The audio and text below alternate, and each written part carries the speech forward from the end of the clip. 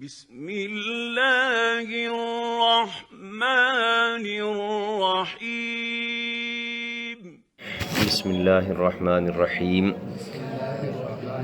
اللہم صلی علی سیدنا و مولانا محمد وعلی آل سیدنا و مولانا محمد وبارک وسلم۔ نیست درمانش بجز جوع و عطش، تاکہ سازی رام اندر طاعتش۔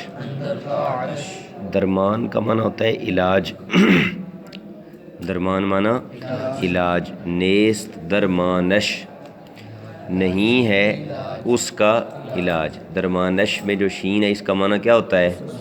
اس کا، اس کی یا اسے۔ درمانش کا معنی اس کا علاج، درمانش معنی اس کا علاج۔ جوع کا لفظ پیچھے گزر چکا ہے، کیا مطلب ہے؟ بھوک۔ عطش کا معنی ہوتا ہے پیاس۔ جوع و عطش کون سا مرکب ہے؟ مرکب عطفی۔ سازی یہ ساختن مصدر سے بنا ہے، جس کا معنی کیا ہے؟ بنانا۔ سازد مضارع سازی واحد حاضر ہے۔ تاکہ سازی، تاکہ تو اسے بنائے۔ رام کا معنی ہوتا ہے فرما بردار۔ اندر طاعتش عبادت میں، فرما برداری میں، اور شین پھر وہی ضمیر ہے جس کا معنی ہے اسے۔ اس کا علاج نہیں ہے سوائے بھوک اور پیاس کے، تاکہ تو اسے اطاعت میں فرما بردار بنائے۔ یعنی نفس کا علاج کیا ہے؟ کہ اسے بھوکا پیاسا رکھا جائے، یعنی روزے رکھے جائیں، اپنے اوپر کنٹرول کیا جائے، قابو کیا جائے۔ اس طرح نفس کو قابو میں کیا جا سکتا ہے۔ چوں شتر در راہ دراؤ بار کش، بار طاعت بر در جبار کش۔ چوں شتر مانا شتر اونٹ کی طرح، شتر کا مانا اونٹ، چوں شتر اونٹ کی طرح، در راہ راستے میں، در آ مانا آ، اندر آ، در آمدن اندر آنا، در آید مضارع، در آ امر۔ بار کا مانا بوجھ، کش مانا کھینچ، کشیدن سے امر کا صیغہ ہے۔ بار طاعت مانا عبادت کا بوجھ، اطاعت کا بوجھ، بر در جبار اللہ تعالیٰ کے دروازے پر، اس کی بارگاہ میں۔ کش مانا کھینچ، اونٹ کی طرح رستے میں آ اور بوجھ کھینچ اللہ تعالیٰ کے دروازے پر، اطاعت کا بوجھ کھینچ۔ مراد اس سے یہ ہے کہ ذمہ داریاں جو اللہ نے تجھ پہ ڈالی ہیں اطاعت کی، فرما برداری کی، ان کو پورا کر۔ بار ایزد را بجاں باید کشید، ورنہ ہم چو سگ زباں باید کشید۔ ایزد اللہ تعالیٰ کا نام ہے۔ بار ایزد کا معنی اللہ تعالیٰ کا جو عبادت والا بوجھ ہے، عبادت والی ذمہ داری۔ بجاں باید کشید، اسے دل و جان سے کھینچنا چاہیے۔ باید کشید کا معنی کھینچنا چاہیے۔ باید بائستن سے بنا ہے نا، جس کا معنی ہوتا ہے چاہنا، اس لیے یہ جب بھی کسی ماضی کے ساتھ لگتا ہے تو ماضی کا ایک تو معنی مصدر والا کر دیتا ہے، کھینچنا چاہیے، یہاں ترجمہ کریں کھینچنا۔ کھینچنا یہ مصدر کا معنی ہے، کیونکہ اس میں نا آیا ہے، اردو میں نا مصدر کے آخر میں آتا ہے۔ آنا، جانا، پینا، سمجھ آ رہی ہے کو نہیں؟ باید ماضی کے شروع میں آتا ہے اور ماضی کا معنی مصدر والا ہو جاتا ہے۔ باید کشید کا معنی کیا ہوگا؟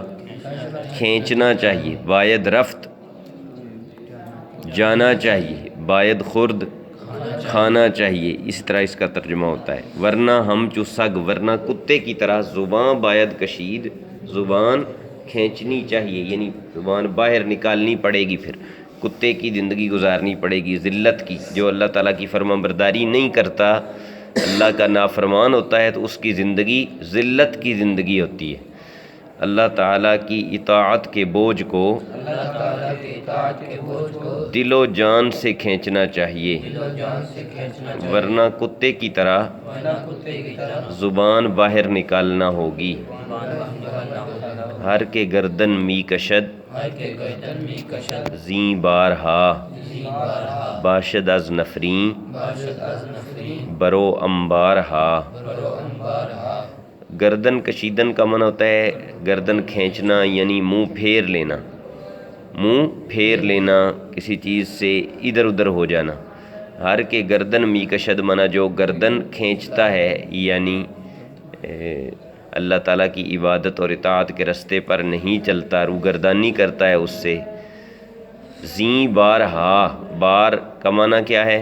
بوجھ، اور بارہا جمع ہو گئی اس کی، جو ان ذمہ داریوں سے، اللہ تعالیٰ کے ان احکامات سے گردن کھینچتا ہے۔ نفرین کا معنی ہے لعنت، نفرین معنی لعنت۔ انبار ڈھیر کو کہتے ہیں، انبار ہا کا معنی ہوگا کئی ڈھیر، بہت سارے ڈھیر۔ جو کوئی ان ذمہ داریوں سے گردن کھینچے گا اس پر لعنتوں کے ڈھیر ہوں گے۔ برو اصل میں ہے بر او، اس کے اوپر۔ چوں شتر مرغ آنکھ از بارش گریخت، از گلستان حیاتش پر بریخت۔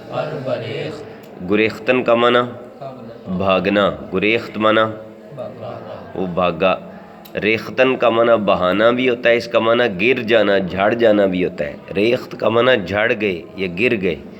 گلستان، گلستان حیاتش کا معنی کیا ہوگا؟ اس کی زندگی کا باغ، اس کی زندگی کا باغ۔ از ساتھ لگے گا تو معنی سے ہو جائے گا۔ شتر مرغ کی طرح جو اس بوجھ سے بھاگا، یعنی جس نے اللہ تعالیٰ کی اطاعت والا بوجھ اٹھانے سے انکار کیا، شتر مرغ کی طرح اس کی زندگی کے باغ سے پر گر گئے، اس کی زندگی کے باغ سے پر گر گئے۔ ہر کے بارش را تحمل می کند، در جہاں جانش تجمل می کند۔ تحمل کا معنی ہوتا ہے اٹھانا، کسی بوجھ کو اٹھا لینا۔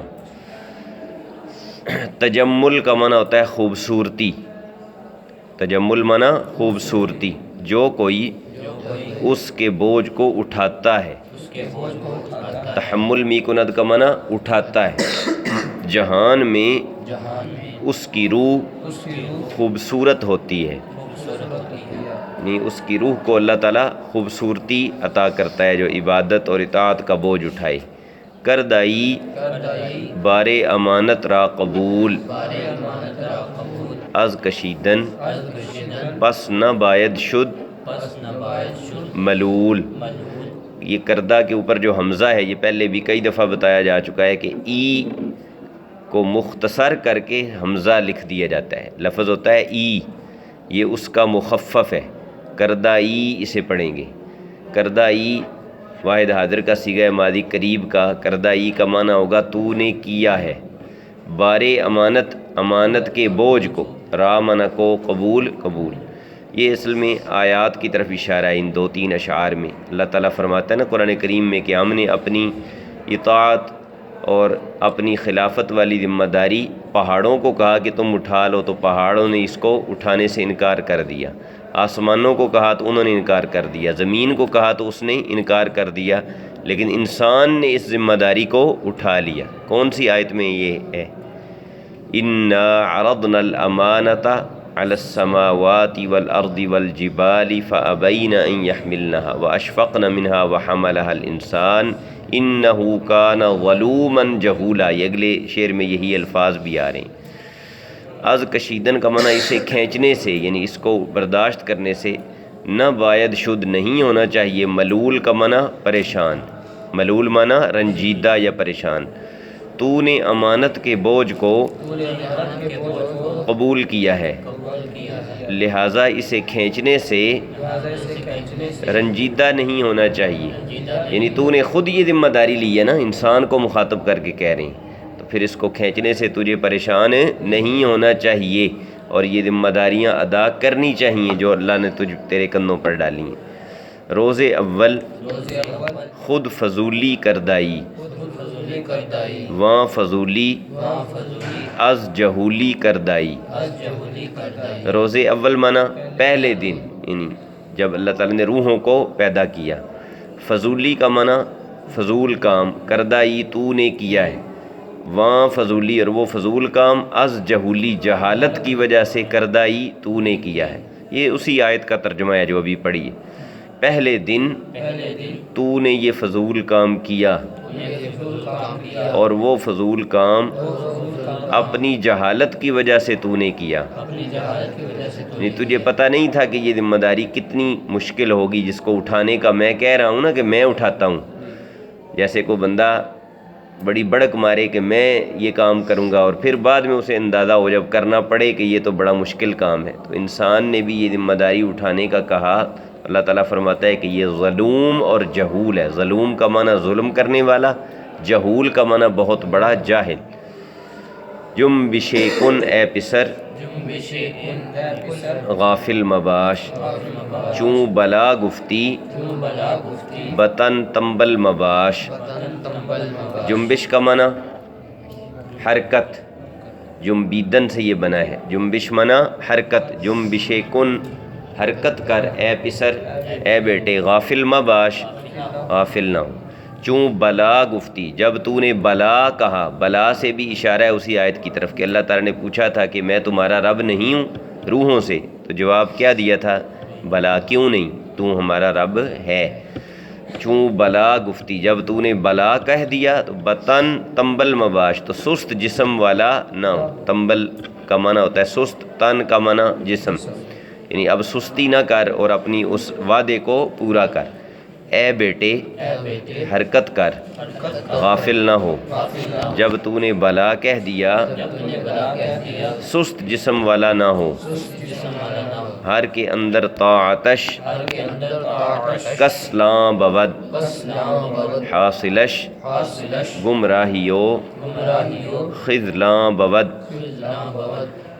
کسلان عربی زبان کا لفظ ہے جس کا معنی ہے سست. کسلان معنی سست، اور حاصل کا معنی ہوتا ہے نتیجہ. حاصل معنی نتیجہ، حاصلش کا معنی اس کا نتیجہ. خذلان کا معنی ہوتا ہے ذلت، رسوائی. جو کوئی اللہ تعالیٰ کی اطاعت میں سست ہوتا ہے اس کا انجام گمراہی اور ذلت ہوتا ہے. وقت طاعت تیز رو، چوں باد باش، وز ہمہ کار جہاں آزاد باش. وقت طاعت منا عبادت کے وقت، اللہ تعالیٰ کی فرما برداری کے وقت. تیز رو کا معنی تیز چلنے والا. رفتن سے رو امر کا صیغہ ہے اور تیز اس کے ساتھ لگا ہے. امر کے ساتھ کوئی اور لفظ مل جائے تو وہ اس میں فاعل بنتا ہے. تیز رو منا تیز چلنے والا. چوں باد ہوا کی طرح، باد ہوا کو کہتے ہیں. چوں باد ہوا کی طرح، باش منا ہو جا. وز اصل میں کیا ہے؟ وَأَز ہمہ کار جہاں، اور جہان کے تمام کاموں سے. آزاد باش منا آزاد، یعنی جب عبادت کا وقت آ جائے، مثلا نماز کا وقت آ گیا تو اب باقی سارے کاموں سے آزاد ہو جا، چھوڑ دے. ان اللہ کے حکم کو پورا کرنے کا وقت آئے تو پھر باقی کاموں کو چھوڑ دے. اطاعت کے وقت ہوا کی طرح تیز چلنے والا ہو جا، اور جہان کے تمام کاموں سے آزاد ہو جا.